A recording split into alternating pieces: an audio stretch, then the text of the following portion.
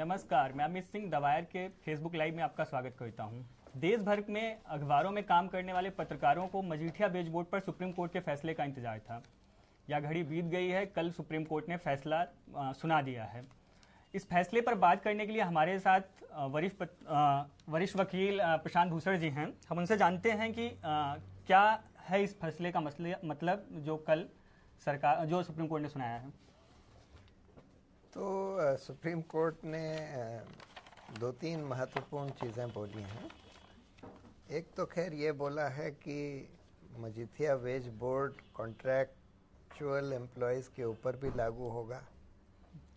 दूसरा ये बोला है कि जो ये दलील दी जा रही थी अखबार के मैनेजमेंट की तरफ से कि जिन लोगों ने वॉलंटरीली इससे कम पैसा एक्सेप्ट कर लिया था वेज बोर्ड में जो था, उनका वही कम पैसा उनका वेतन माना जाएगा। तो इसको सुप्रीम कोर्ट ने ठुकरा दिया है और ये बोला है कि नहीं, जितना वेज बोर्ड में वेतन तय किया गया है उतना तो देना पड़ेगा। और इन लोगों ने, जिन लोगों ने दस्तखत भी कर दिए थे, इन लोगों ने वॉलंटरीली नहीं दस्तखत किए थे कम पैसा लेने के लिए, और इसलिए उनको वो न्यूनतम वेतन देना पड़ेगा। लेकिन दुर्भाग्य की बात यह है कि उन्होंने फिर से ये बोल दिया है कि इसको एनफोर्स करने के लिए पत्रकार जो हैं वापस लेबर ट्राइब्यूनल या लेबर कोर्ट में जाएं। और सुप्रीम कोर्ट के सामने कंटेम्प्ट पिटिशंस थी कि भाई इतने साल हो गए, 6-7 साल हो गए वेज बोर्ड को आए हुए, वेज बोर्ड को गवर्नमेंट से एक्सेप्ट करे हुए। सुप्रीम कोर्ट का जजमेंट भी आ चुका है कई साल पहले, जिसमें कि वेज बोर्ड के रिकमेंडेशंस को जो चैलेंज किया था न्यूज़पेपर ओनर्स ने, उसको ठुकरा दिया था सुप्रीम कोर्ट ने। बोला था कि नहीं, वेज बोर्ड लागू होना होगा। अब इतने साल बाद वो कह रहे हैं कि अब वापस तुम लेबर ट्राइब्यूनल वगैरह जाओ। और जो कंटेम्प्ट पिटिशंस फाइल करी गई थी कि इतने साल से इन्होंने दिया नहीं, उसको भी ये कह के ठुकरा दिया कि ये इन्होंने, ये नहीं कहा जा सकता कि जानबूझ के नहीं दिया, कि उनकी समझ उसके बारे में गलत रही होगी, लेकिन फिर भी ये नहीं कहा जा सकता कि जानबूझ के नहीं दिया। अब इसका मतलब ये होगा प्रैक्टिकली कि जर्नलिस्ट को फिर से अब इधर उधर ठोकर खानी पड़ेगी, इधर उधर दौड़ना पड़ेगा। लेबर कोर्ट में जाएंगे, फिर उसके खिलाफ वो हाई कोर्ट आएंगे, फिर सुप्रीम कोर्ट आएंगे, मैनेजमेंट वगैरह। तो इफेक्टिव समाधान तो नहीं हुआ। अगर कंटेम्प्ट में 2-3 लोगों को ये जेल भिजवाते तो फटाफट इम्प्लीमेंट कर दिया जाता। अब फिर से ये जिस तरह का रवैया रहा है न्यूज़पेपर ओनर्स का, वो फिर से वैसे ही चलेगा। अच्छा सर, आपने पत्रकारों की तरफ से इस मामले में पैरवी भी की थी। 20J एक मसला था जिसको अभी भी सुप्रीम कोर्ट ने अपने फैसले में स्पष्ट नहीं किया है। बोल दिया है, एक तरह से बोल दिया है कि 20J का मतलब ये नहीं है कि आप कम पैसा दे सकते हैं। जो आदमी मांग रहा है पूरा पैसा, उसको पूरा पैसा जो वेज बोर्ड का था वो देना पड़ेगा। इसलिए उन्होंने 20J पर दो थोड़ा ही सा बोला है, लेकिन जो बोला है मेरी राय में वो स्पष्ट है कि उनको वेज बोर्ड वाला पैसा देना पड़ेगा। जो अग्रीमेंट साइन करा लिए थे कम पैसे वाले जर्नलिस्ट से, वो नहीं माने जाएंगे। अच्छा सर, जैसे जब पिछली बार सुप्रीम कोर्ट का फैसला आया था 2014 में, उसके बाद बहुत सारे पत्रकार अलग अलग अखबारों से निकाले गए थे। क्या इस बार भी जो मतलब DLC जाएंगे उनको निकाल दिया जाएगा? दमन मतलब जारी हो जाएगा या बढ़ जाएगा? एक सेकंड, तुम्हारा ये इसका कैप लगा हुआ है?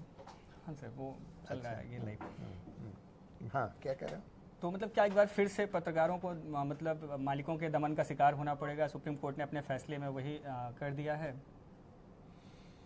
हाँ, एक तरह से उनको फिर से अब इसी पर छोड़ दिया है कि तुम फिर से लेबर कोर्ट जाओ, वहाँ से फिर से अवार्ड हो, फिर उसको वो लोग हाई कोर्ट चैलेंज करें, फिर सुप्रीम कोर्ट चैलेंज करें। भाई सुप्रीम कोर्ट के पास ये मामला था। सुप्रीम कोर्ट ऑलरेडी 4 साल पहले जजमेंट दे चुका था कि भाई ये वेज बोर्ड लागू होगा और मैनेजमेंट की दलील ठुकरा दी गई थी, उसके बाद भी जब ये क्लियर था कि उन्होंने वो पैसे नहीं दिए तो कंटेम्प्ट में 2-4 लोगों को कम से कम जेल भेजना चाहिए था। तो अपने आप ही सब लागू कर देते, पर ये नहीं किया। इसके वजह से काफ़ी मुश्किल जर्नलिस्ट को होंगी। सर एक और बात आ रही है, जैसे क्या ये होगा कि जो लोग कोर्ट जाएंगे उन्हीं को मिलेगा हक कि सारे पत्रकारों को मिलेगा? ये भ्रम बहुत फैलाया जाता है, मतलब कि जो पत्रकार नहीं, तो सभी को मिलेगा। उन्होंने तो बिल्कुल साफ जाहिर कर दिया है कि वेज बोर्ड सबके ऊपर लागू है, कॉन्ट्रैक्ट लेबर के, कॉन्ट्रैक्ट वर्कर्स के ऊपर भी लागू है, कॉन्ट्रैक्ट जर्नलिस्ट के ऊपर भी लागू है। और ये कि 20J का जो वो मैनेजमेंट दलील दे रही है कि भाई हमने कम पैसा दे दिया, वो नहीं माना जाएगा अनलेस कि कोई जना ये बोले, बाद में कोर्ट में भी ये बोले कि नहीं जी हमने तो वेव कर दिया था, हमसे ज़बरदस्ती नहीं साइन कराया, तब वो ठीक है। लेकिन अदरवाइज तो आपको देना पड़ेगा, तो साफ है उसके उस जजमेंट के हिसाब से। अच्छा सर, जब मजीठिया वेज बोर्ड की सिफारिशें सरकार मतलब लागू करवा रही थी, उस समय केंद्रीय मंत्री कपिल सिब्बल थे, देश में यूपीए की सरकार थी। बाद में वो मालिकों की तरफ से इस केस में पैरवी करने के लिए भी उतर आए थे। ये कितना नैतिक होता है? आप मंत्री रहते हुए फैसला लें, फिर उसी फैसले के खिलाफ जब सुप्रीम कोर्ट में सुनवाई हो रही हो तो फिर आप वादी बन के पहुँच जाएँ, उसमें आप वकील बन के पहुँच जाएँ। ऐसा तो कोई वो रूल नहीं है कि भाई कोई वकील जो मंत्री रहा है वो उस की वकालत नहीं कर सकता कोर्ट में जो चीज़ उसने मंत्री होते हुए करी हो। ऐसा कोई रूल नहीं है, तो वो तो खैर कर सकते हैं। प्रॉब्लम नैतिक रूप से भी कोई उसमें मुश्किल नहीं है, अनलेस कि वो अनलेस कि वो अपने पद का किसी तरह से दुरुपयोग कर रहा हो। देखिए, प्रॉब्लम इन जो पॉलिटिशियन वकील होते हैं इनके संग ये होती है, एक तो ये कि वो अपना पूरा टाइम पार्लियामेंट में देते नहीं हैं, अपने कोर्ट में फैसला, अपनी कोर्ट में वकालत करते रहते हैं जब पार्लियामेंट चल रही है तब भी। और दूसरी प्रॉब्लम ये है कि थोड़ा बहुत जो लोग मंत्री रहे हैं, जजों को थोड़ा सा उसका असर होता है। खैर, जब आप मंत्री रह रहे हैं तब तो आप नहीं प्रैक्टिस कर सकते, जब आप एमपी हैं तब प्रैक्टिस करते हैं ये लोग, तो उससे थोड़ा इन्फ्लुएंस जजों के ऊपर होता है कि भाई ये मंत्री रहा है, थोड़ा इन्फ्लुएंशियल रहा है। बट इसमें मुझे कोई ऐसी बड़ी बात नहीं लगती कि अगर वो मंत्री था, उसने कोई फैसला लिया, तो बाद में अगर कोई केस आया उसी फैसले के बारे में, तो वो एज वकील, अब वो अगर मान लो मंत्री नहीं है, वकील उसका नहीं कर सकता है मेरी राय में। हाँ सर, कई बार लोग कहते हैं कि मतलब वो पहले से उनको पता होता है कि जो फैसला हम ले रहे हैं मंत्री के रूप में, वहाँ उसमें क्या क्या कमियां हैं, बाद में वकील के रूप में उसी को के खिलाफ लड़ने खड़े हो जाते हैं। ठीक है, उसमें कोई ऐसी तो मतलब ये चलन आप सही मान रहे हैं, मतलब ठीक है, इसमें कोई ऐसी बड़ी बात नहीं मुझे लगता। अच्छा सर, एक क्या जब ये पत्रकारों के ऊपर फैसला आया है, एक मीडिया की आज़ादी की चर्चा होती है, क्या इस डिबेट में अब पत्रकारों को भी शामिल किया जाए? क्योंकि मुझे कई बार लगता है ऐसा कि इस डिबेट में पत्रकार शामिल नहीं है, सिर्फ संपादक और मालिक शामिल हैं जो मीडिया की आज़ादी की बात कर रहे हैं। वही मालिक, वही संपादक जब पत्रकारों से काम करवाते हैं, उन्हें पैसे नहीं देते हैं पूरे, और वो कोर्ट का चक्कर पिछले 7 सालों से काट रहे हैं, तो वो इस आज़ादी की बहस में कहाँ शामिल हैं और कितना, क्या इसका दायरा बढ़ाया जाना चाहिए? नहीं, बिल्कुल मीडिया की आज़ादी का ये मतलब नहीं है कि सिर्फ कुछ चंद जो मालिक हैं मीडिया के उनकी आज़ादी। मीडिया की आज़ादी का मतलब है पत्रकारों की आज़ादी। और इसीलिए कोई मीडिया का जो ओनर है उसको ये नहीं कोशिश करनी चाहिए, उसने अगर कोई जर्नलिस्ट एम्प्लॉय करे हुए हैं उस अखबार ने या उस मीडिया ऑर्गेनाइजेशन ने, तो उसके बाद उन जर्नलिस्ट को अपनी जर्नलिस्टिक रिपोर्टिंग या अपने व्यूज़ वगैरह लिखने की पूरी आज़ादी होनी चाहिए। ये और इसी आधार पर ये जर्नलिस्ट का वेज बोर्ड वगैरह की बात हुई थी, वर्किंग जर्नलिस्ट एक्ट बनाया गया था कि भाई जर्नलिस्ट को बंधुआ मजदूर नहीं माना जा सकता। आज हो ये रहा है कि जो मीडिया ओनर्स हैं उन्होंने एक तरह से जर्नलिस्ट को बंधुआ मजदूर बनाकर रखा हुआ है, और अगर वो उनके हिसाब से नहीं लिखते तो उनको निकाल दिया जाता है वगैरह वगैरह।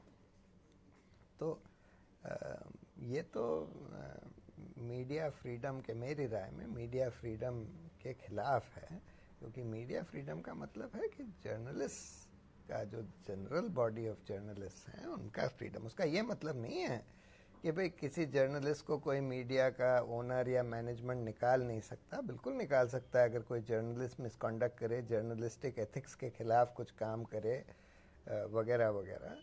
पर ये मतलब नहीं है कि भाई जर्नलिस्ट जो एम्प्लॉयड हैं वो ओनर के बंधुआ मजदूर हैं, बिल्कुल उसके हिसाब से काम करें, फिर तो मीडिया फ्रीडम का कोई मतलब नहीं रह जाएगा।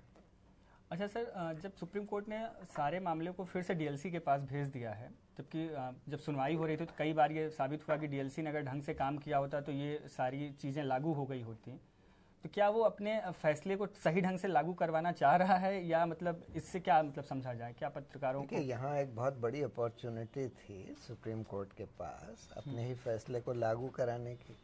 सीधी सीधी बात थी कि उनका फैसला आया कि भाई वेज बोर्ड सबके ऊपर लागू है, उसको इम्प्लीमेंट नहीं किया ओनर्स ने, और ऐसे ही बोगस दलील देते रहे जो कि सुप्रीम कोर्ट ने पाई भी कि बोगस हैं। लेकिन फिर भी ये कह दिया कि नहीं विलफुली नहीं उन्होंने उसका उल्लंघन किया है, और इस वजह से कंटेम्प्ट का एक्शन उनके खिलाफ नहीं हो सकता, और इस वजह से लोग फिर से लेबर कोर्ट वगैरह जाएं और वहाँ पर उनका ऑर्डर, उनके दरवाजे खटखटाएं। तो इसकी वजह से तो प्रैक्टिकली ये होगा कि फिर से अब जर्नलिस्ट को दर दर भटकना पड़ेगा। जी बहुत बहुत धन्यवाद आपका हमसे बात करने के लिए। वायर से जुड़ने के लिए आप लोगों का बहुत बहुत धन्यवाद।